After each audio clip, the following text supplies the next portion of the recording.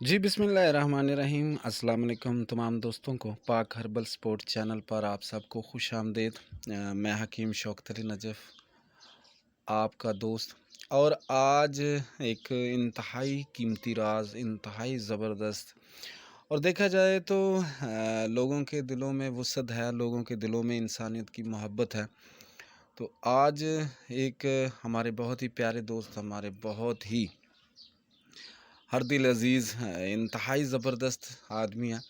आज उनका एक नुस्ख़ा है जो उन्होंने बताया कि जी मैंने 7 साल तक इस नुस्खे के लिए मेहनत की, इस नुस्खे के लिए कोशिश की, तब जाके मुझे मिला। तो उन्होंने कहा जी एक तो मेरा नाम नहीं बताना, क्योंकि ये बस मसला था कि वो कह रहे थे कि जी मैं चाहता हूँ कि ये नेकी हो और सब पर पहुँचे, सब के लिए फ़ायदा हो। तो ये कहते हैं कि जी अगर 10-12 दिन खाने के बाद सारी उम्र के लिए ये बवासीर का खून जो होता है वो दोबारा नहीं आता। ना ही मस्से पैदा होते हैं, ना ही कोई मसला बनता है, बल्कि उनके ख़ानदान में बहुत सारे लोग, तकरीबन कोई 100 150 साल से लोग जो हैं वो इस नुस्खे को इस्तेमाल कर रहे हैं, और उनकी खिदमत करके उन्होंने ये नुस्खा हासिल किया। तो बहुत मुश्किल होता है जब आप किसी से इतनी ज़्यादा कोशिश के बाद कोई चीज़ मिलती है, तो बहुत मुश्किल होता है दूसरों को देना और दूसरों के लिए राह हमवार करना। तो ये उनकी ज़रा नवाज़ी है, ये उनकी मोहब्बत है, ये उनका एक बड़ापन है। मैं तो यही कहूँगा वो उस्तादों के उस्ताद हैं। अगर वो नहीं भी देते तो क्या हम करते, लेकिन उन्होंने दुखी इंसानियत के लिए ये कदम उठाया। बहुत शुक्रिया आपका। तो आपने ये इतना कीमती राज हमें दिया। तो अब आप बताएं कि ये कैसे मिला। बवासीर ਦਾ ਨੁਕਸਾ ਕੁਛ ਇਸ ਤਰ੍ਹਾਂ ਹੈ ਜੀ, ਜਿਹੜਾ ਮੈਂ 7 ਸਾਲਾਂ ਬਾਅਦ ਲਿਆ ਜੀ।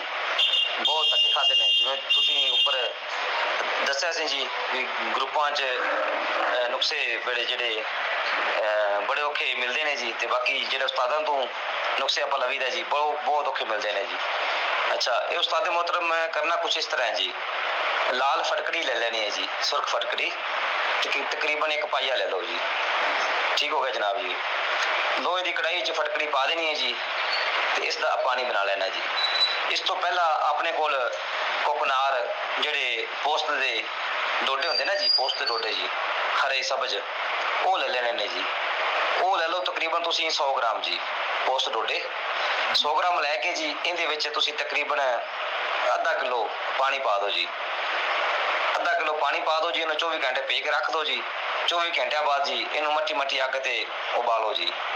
ਪਾਣੀ 100-150 ਗ੍ਰਾਮ ਵੱਧ ਵੀ ਉਸਤਾਦ ਜੀ ਪਾ ਜਾਵੇ, ਕੋਈ ਚੱਕਰ ਨਹੀਂ ਜੀ। ਅੱਛਾ, ਮੱਠੀ ਮੱਠੀ ਅੱਗ ਤੇ ਇਸ ਨੂੰ ਉਬਾਲਣਾ ਜੀ। ਜਦੋਂ ਮੰਨ ਕੇ ਚਲੋ ਆਪਣਾ ਕੋਲ ਤਕਰੀਬਨ ਪਾਈਆ ਕੁ ਪਾਣੀ ਬਚ ਜਾਵੇ, ਉਦੋਂ ਇਹਨਾਂ ਨੂੰ ਚੰਗੀ ਤਰ੍ਹਾਂ ਨਿਚੋੜ ਲੈਣਾ ਜੀ, ਪੁਣ ਲੈਣਾ ਹੈ, ਫਿਲਟਰ ਕਰ ਲੈਣਾ ਜੀ, ਸਾਫ਼ ਸੁਥਰਾ ਪਾਣੀ।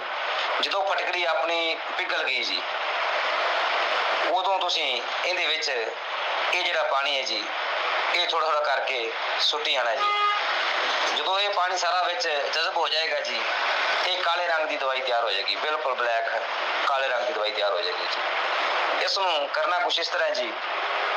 ਕਾਂਚ ਦੀ ਥਾਲੀ ਲੈ ਲਓ ਜੀ, ਕਾਂਚ ਦੀ ਥਾਲੀ, ਉਹਦੇ ਵਿੱਚ ਇਸ ਦੀ ਖਰਲਾਈ ਕਰਨੀ ਹੈ ਜੀ।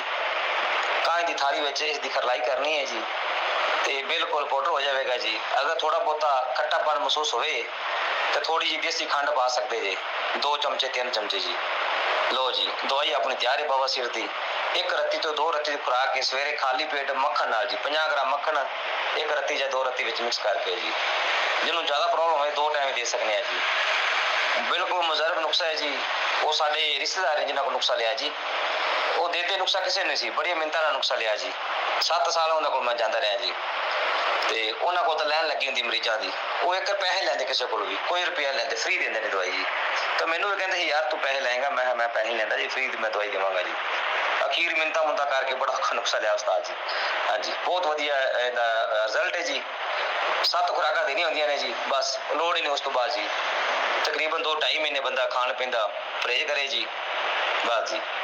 ਇਹ ਨੁਕਸਾ ਸੀ ਉਸਤਾਦ ਜੀ। ਬਹੁਤ ਸ਼ੁਕਰੀਆ ਜੀ ਤੁਹਾਡਾ ਵੀ। ਅੱਲਾਹ ਪਾਕ ਤੁਹਾਨੂੰ ਬਰਕਤ ਦੇਵੇ, ਆਸਾਨੀਆਂ फरमावे जी। जी बहुत शुक्रिया, बहुत शुक्रिया। अल्लाह ताला आपको भी खुश रखे। आपने इतना बड़ा जो एक कीमती राज था वो दिया। تو دوستوں یہ تھے ہمارے بہت ہی پیارے دوست، ان کے لیے خصوصی دعا کرنی ہے، اور یہ بہت اچھے انسان تھے، اور انہوں نے بتایا کہ میں نے جی 7 سال تک بہت کوشش کی، محنت کی، تب جا کے یہ نسخہ حاصل ہوا۔ ویسے لوگ جو ہوتے ہیں وہ زمین کا، آسمان کا، سبھی جگہ پر وہ خوبصورتی کا اظہار ہوتا ہے، اور یہ عام بندوں کی نشانی نہیں، اچھے بندوں کی نشانی ہے۔